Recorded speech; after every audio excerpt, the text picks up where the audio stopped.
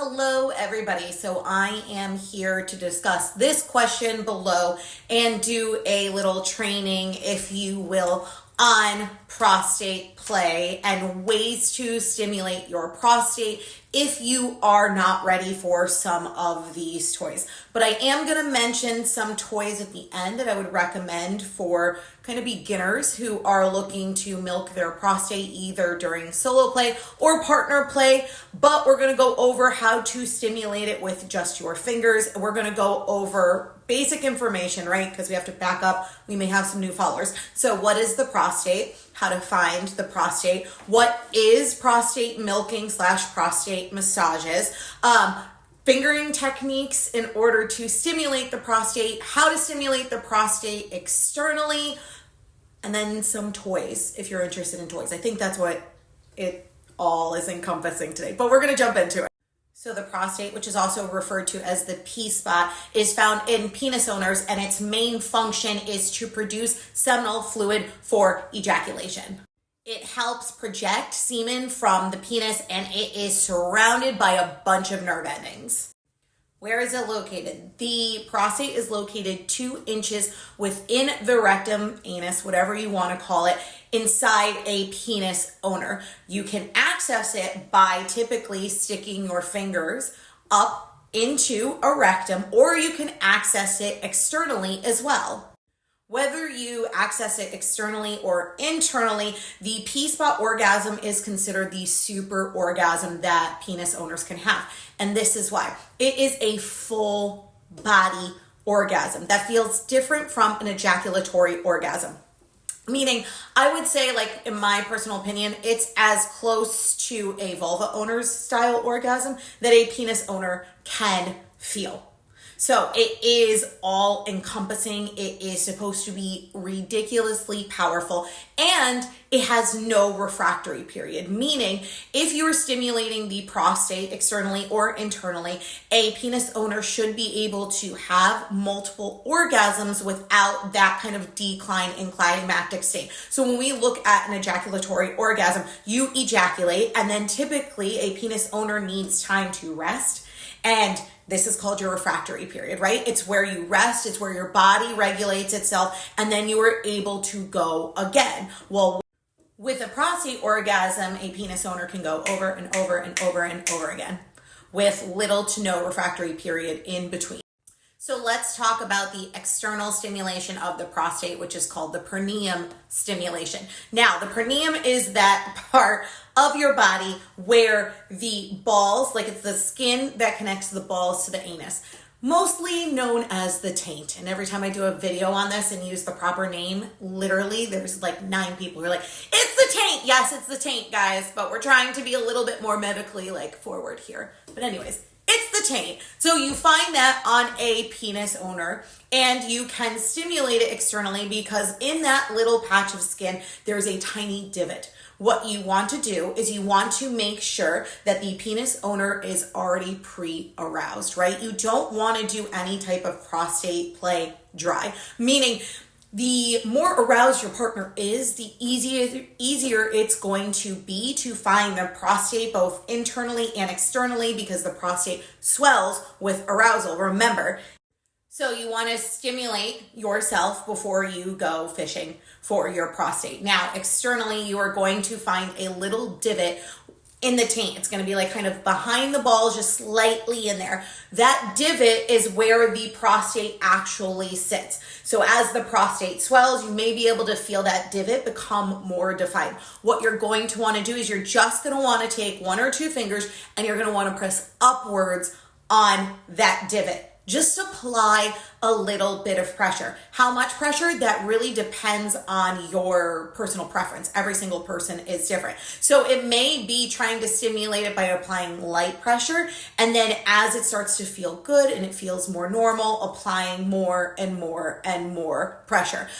If you want to also use a toy, this is a great way to kind of use a bullet vibrator or some type of mild vibrator on this area. Now the question I get a lot, the next question is, how do I know if I've found it externally? Like, how do I know if I found the spot? You're going to get the sensation that you have to pee. It's in a way like vulva owner squirting, right? Like it's a sensation where it all of a sudden feels like, oh, it's like a fullness, right? It's like, oh my God, I have to pee. If you feel that when you're pressing on that area in your taint, you have found your prostate. That's it. And that is the only way that you can explore prostate play externally. And that's the way that it always suggests everyone start, especially if you have never been penetrated before. Penetration takes a little bit more time getting used to. And remember, with penetration, we don't want to go 0 to 100 right off the bat. And there are some penis owners who are still uncomfortable with the idea of penetration because of societal and generational constraints and all of that shit and conditioning. And I get it. So if you want to externally stimulate it, that's the way to go. And like I said, the amount of pressure applied depends on the person. So if you are doing it yourself, make sure you go slow. Make sure you take your time. Make sure you are not just like jamming it in there real fast or like hitting your spot too hard, because remember, it is your body and bodies bruise and they can get hurt. So take it slow. And if your partner's doing it, make sure that you're communicating with your partner. I need more pressure. Can you try this? It should feel like a sensation that you have to pee, sometimes like a tickling sensation, and just keep doing it while you are stimulating the other area as well. Now, when we are stimulating the prostate internally, this is what we call prostate massage and or prostate milking. Prostate massage is more for the medical term. Prostate milking is when it is made in order to feel pleasure. Some people ask if prostate play hurts. With any type of anal play, there will be minor discomfort. You should never be in immense amount of pain. You should never feel like you are any sharp pains, any of that. And what you want to make sure you do before you participate in any type of anal play or prostate play is you want to make sure you go through anal prep, which is attempt to have a bowel movement at least, like if you can, close to the experience as possible, if not within 24 hours. Douching is quite up to your preference. If you want to douche, go ahead. If you don't, that's okay. Typically, if you have regular bowel movements, you don't really need to douche. Some people love to shower beforehand, right? And just to clean themselves up beforehand so that they feel that they are like the most hygienic possible. If you're using your fingers and or a toy, you want to make sure that you sanitize and clean that toy before. And also with the prep work, you have to be mentally prepared for penetration. And what I mean by that is if you are freaked out, nervous, or you are telling yourself that you don't deserve this pleasure because it makes it mean something about your sexuality, you innately are going to clamp up. The anus is a muscle. So if you are tight, tense, nervous, this is what's going to happen. You are literally not going to be able to take anything in. So the mental game with this is just as strong as the physical game. It's saying, hey, this is an area of pleasure. I deserve to explore, and it's normal and it's okay. So other tips before you start penetration.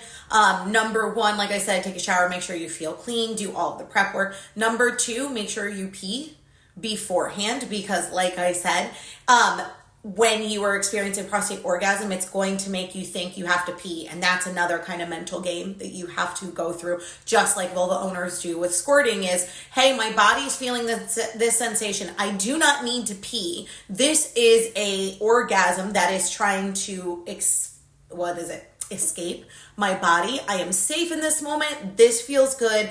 I can kick back, relax, and let what happens happen.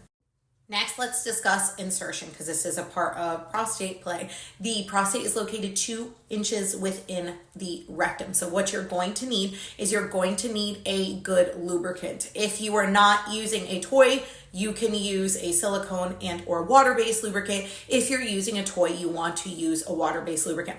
You want to lubricate the toy and or your hand and your anus. Not just one or the other. You want to lubricate both because you want to decrease the amount of friction and you want it to be able to slide in comfortably. The first thing that you are going to do is you're going to use one finger. Yes, only one finger. If you were using a toy, you are going to use the smallest toy possible. We'll go over that later. But if you're using your finger, you want to use one finger. And you basically want to practice and start by just sticking the tip of your finger in, allowing your body to adjust, taking it out, doing that a few more times until you can comfortably sit with like the tip of your finger in a little bit more, then a little bit more, then a little bit more, then a little bit more. You are going to need lubrication. No spit is not enough lubricant. It's just not. No matter what you see in movies, it's not enough lubricant. So make sure you have a good lube. So it's located 2 inches within the rectum. If you are doing this and your partner is penetrating you, make sure you are communicating with your partner, because especially if your partner's never done it before, it's going to be a little bit of trial and error experience at the beginning because they're in a way kind of fishing around. It's not like they're like hands deep in there. Like they're trying to find the area and you are trying to relax. So it's going to require a lot of communication.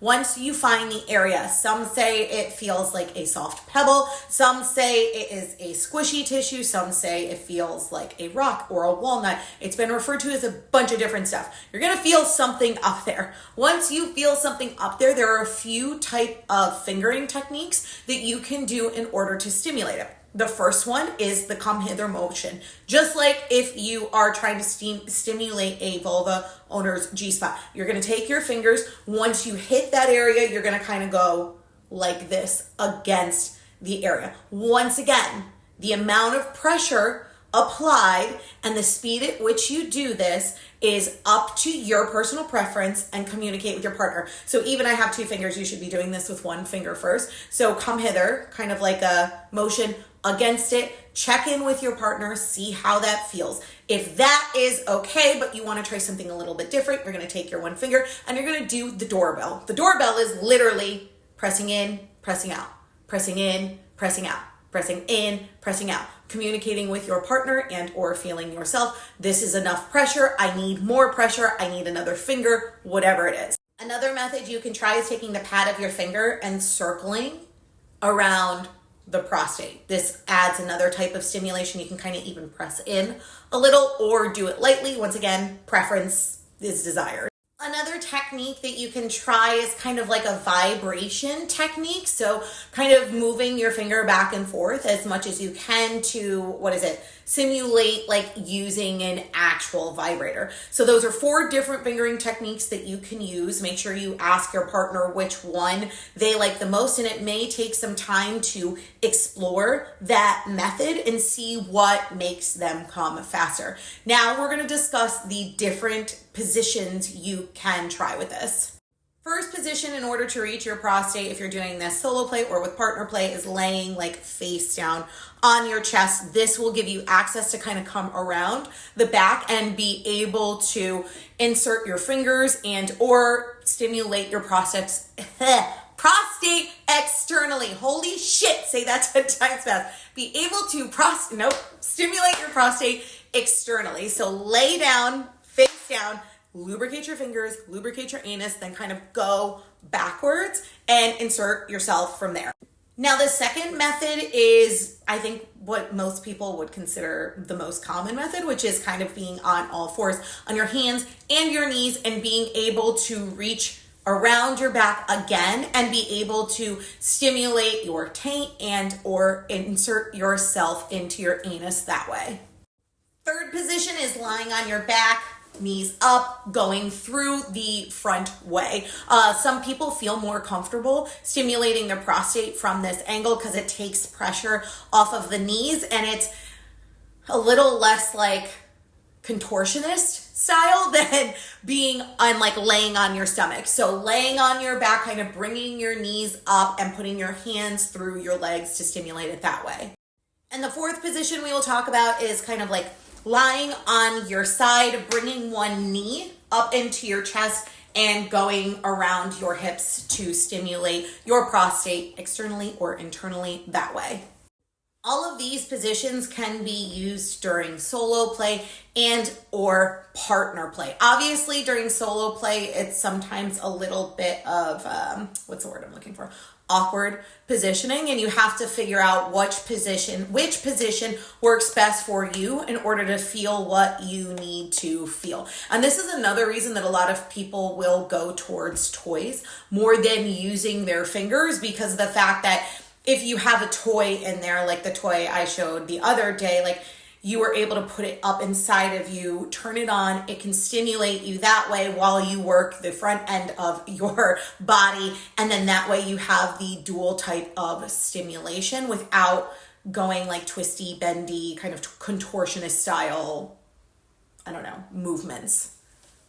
So those are the ways that you can stimulate the prostate externally and internally with just your fingers if you were not ready for toys. And I highly suggest in general, if you're ever going to insert something into your body, always start with your fingers first, and always make sure your hands are clean, washed, sanitized before you do so. And also for vulva owners, if you are looking to explore anal play and like vaginal play, you never do both in the same session, right? Don't ever finger yourself and then finger your ass. Have a toy specifically for your anus, or a toy specifically for your vaginal canal, and use your fingers for one or the other, because there can be bacteria that is cross-contaminated between each. This goes for the same during anal sex and penis and vagina sex. My God, can't speak today.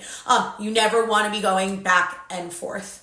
It's just like, this is just to prevent any type of cross-contamination and or making your partner sick because of something. So always this is a way of practicing safe sex. Like, be educated, do your research, ensure you know what you're doing so that you're not unintentionally causing harm to your partner. So just make sure that you educate yourself anytime that you are looking to explore any new position, any new kink, anything like that.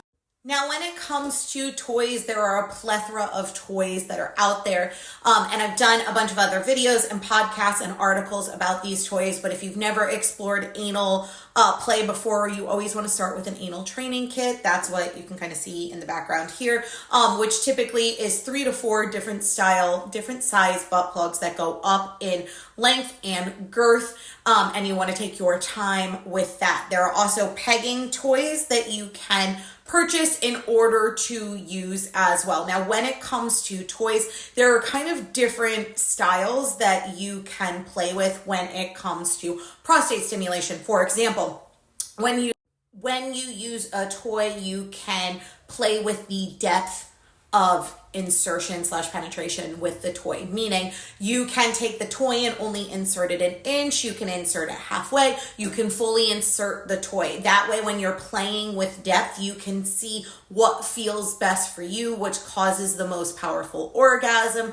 and be able to, in a way, collect research on your body, become more self-aware of the depth in which you need the toy, and that will help increase the likelihoods of you having a prostate orgasm in the future.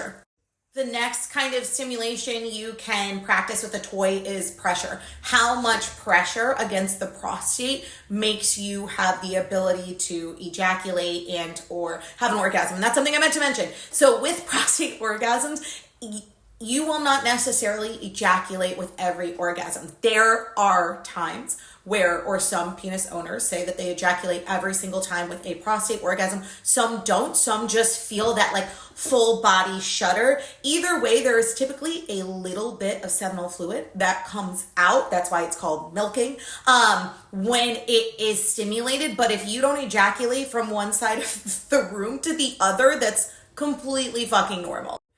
Okay, back to pressure. Play with the amount of pressure that you like against your prostate with the toy. So if you're using something like a pegging toy that has a handle, you can kind of press against it, then release, press against it, then release, or have your partner do it, whether they are pegging you with a toy and or a strap-on. Ask them to play with how much pressure they are putting against your prostate. And the last is being able to kind of play with these types of stimulation and vibrations that your toy offers. So some do straight vibration, some do rotation, some toys do like the one I showed the other day, did that kind of like flickering motion against your prostate. Explore with what types of stimulation work best for your body. All that I wanted to cover in this training. The only other thing I would say is how to communicate to your partner that you want to experience prostate play, because that's a question I get often. And we all have to recognize that there is a stigma when it comes to penis owners wanting to participate in prostate play, making it mean something about their sexuality. And it's fucking bullshit and it's stupid, but it is all preconceived notions that we are brought up believing because society villainizes things it doesn't understand and that it is afraid of. And so being able to ask your partner to explore in prostate play needs to be recognized as a very vulnerable thing for someone to do, especially if they are in a heterosexual couple, because of all the connotations that come with it. So talk to your partner and be honest with your partner of why you want to explore it. And like, yes, you deserve to feel that pleasure, but let's have a more intimate conversation rather than, oh, I want to see if it makes me come really hard, or, oh, I want to see how this feels. Make your partner part of the experience. And what I mean by this is saying to your partner, listen, this is a way I can feel more pleasure, but yes, but it's also a way that we can connect on a more intimate level. This is something new that we can explore and that we could try together. I want to be closer to you. I believe this will help me be closer to you because I've never explored this before, and I trust you and I value you and I see you and I want you to be the person that I explore this with. So those are a few ways that I would kind of bring up the topic of conversation or approach it, I think is the better term here. And also recognize that if your partner is an absolute no, right from the beginning, do not put pressure on them, because no one should be coerced or manipulated into participating in anything sexually that they don't want to.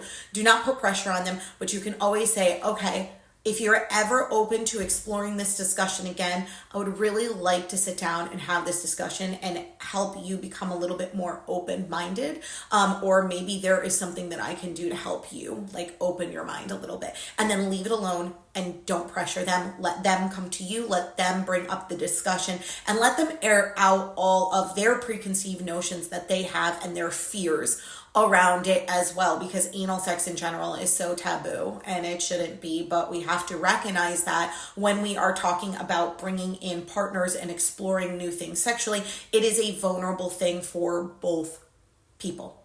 So let's recognize that, let's value that, and let's not put pressure on our partners to do things that they are not ready and or comfortable to do.